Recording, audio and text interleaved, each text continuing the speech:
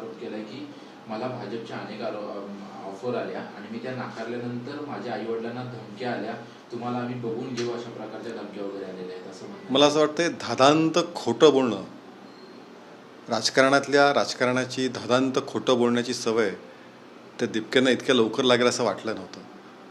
इतर राजकीय पक्षांचे जसे राहुल गांधी आपल्याला माफीवीर म्हणून माहिती आहेत, तसंच अभिजित दिपके पण आता खोटं बोलायला लागलेत काय असा प्रश्न पडावा असे हे आरोप आहेत. कारण भारतीय जनता पार्टीमध्ये प्रवेश करण्यासाठी, भारतीय जनता पार्टीमध्ये प्रवेश तुम्ही घेत नाही म्हणून तुम्हाला धमक्या दिल्या, यासारखा मोठा विनोद नाही, यासारखं खोटं बोलणं नाही. भारतीय जनता पार्टी संवादावर विश्वास ठेवते. संघ, भारतीय जनता पार्टी आम्ही सगळे संवादावरती त्यानुसार पुढे चालतो. धमक्या देण्याचा प्रश्नच उद्भवत नाही. हे धादांत खोटं ते बोलतात. ते रामदेव बाबांवरती देखील आरोप करतात. त्यांचं म्हणणं आहे की रामदेव बाबांनी त्यांचा पतंजली बिझनेस सांभाळावा, नाहीतर तो देखील बंद होईल. मला असं वाटतं की एखादा आंदोलनाचा चेहरा झाले याचा अर्थ त्यांना सगळ्याच विषयावर बोलण्याचा अधिकार प्राप्त होत नाही.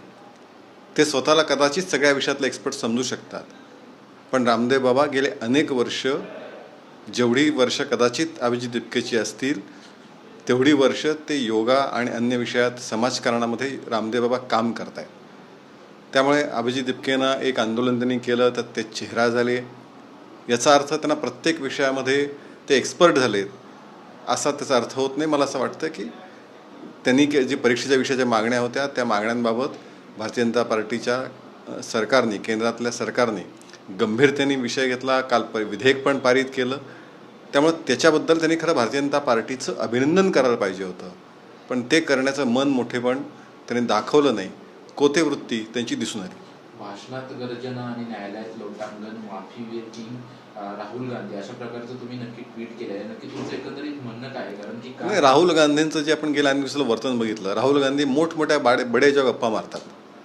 राहुल गांधी म्हणजे रोज यायचं, काहीतरी चपणारं, आकर्षक असं काहीतरी घोषणा करायच्या, पण प्रत्यक्षामध्ये राहुल गांधी एकदा नाही तर अनेक वेळा माफीचे साक्षीदार, त्यांनी माफी मागितली आहे आणि म्हणून राहुल गांधी हे माफीचे किंग आहेत असं मला स्पष्ट सांगितलं आणि मी उदाहरणंसह दिलेली आहेत. मग ती राफेलच्या वेळी असेल, त्याशिवाय त्यावेळी मोदीजींनी ज्यावेळी घोषणा केली होती, मोदींनी जे आरोप केले होते चौकीदार, त्यावेळेस राहुल गांधीने काय केलं, ओबीसी समाजाला आम्ही म्हणजे काँग्रेस सत्ता काळात न्याय देऊ शकलो नाही याची पण त्यांनी कबुली दिली.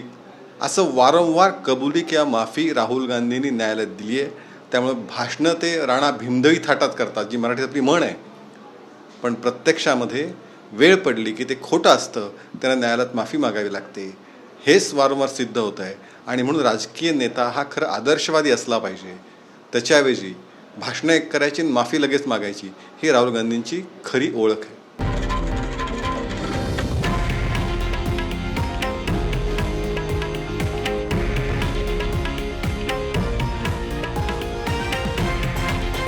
हे आहे देशातील नंबर 1 न्यूज नेटवर्क आणि आपण पाहत आहात TV9 मराठी, एकमेव.